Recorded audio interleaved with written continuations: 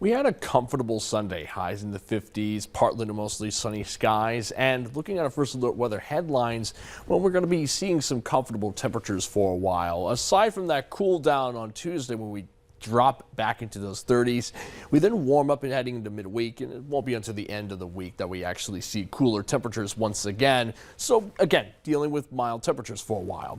But we have some active weather on the horizon. I want to first alert you to our first alert weather day on Monday because of strong winds, low humidity, and another round of first alert weather days towards the end of the week.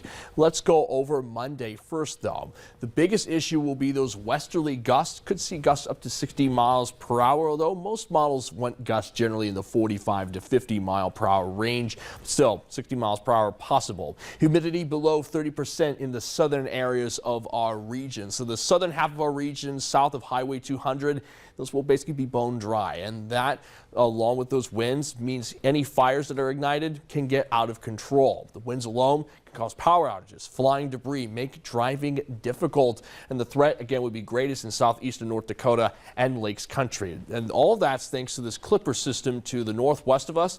That clipper system will bring a couple of showers in the northern half of our region and more importantly produce that pressure gradient necessary for the strong winds. Let's time out the winds here. Basically, we see the winds picking up after midday, seeing gusts above 30 miles per hour across parts of our region by midday, and then notice by around 4 o'clock, that's when we see gusts above 45 miles per hour. This patch of red here moving into eastern North Dakota. The red color moves down to the southern half of our region by around 6 to 7 o'clock, making their way onto Lakes Country by around 8 p.m. So by 8 p.m., Richland County seeing gusts above 40 miles per hour. We'll see those gusts in the 30 to 45 mile per hour range still continuing around 11 o'clock, and it's not until 1 to 2 a.m. that the gusts end up dying down.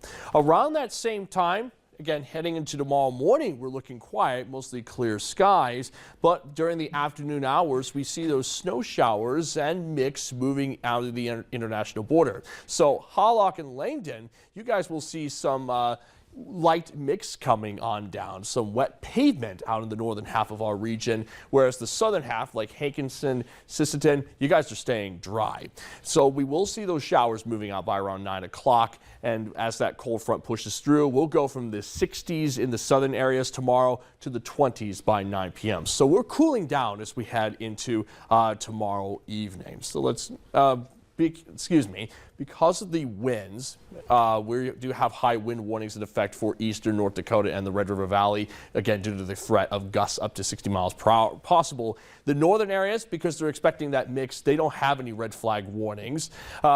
Meanwhile, southeastern North Dakota and Lakes Country, which are expected to stay dry, they do have red flag warnings and fire weather watches, so outdoor burning is not recommended. Stick with Valley News Live for first alert updates as we keep a track of the dry weather and the winds tomorrow. One thing we're looking at is our first alert weather days for March 14th through Saturday, March 15th, as we're looking at that rain on Friday evening, turning into a mix early Saturday morning, and then snow Saturday afternoon to Sunday morning. Strong winds also are likely on Friday morning. So let's time out our next weather maker here.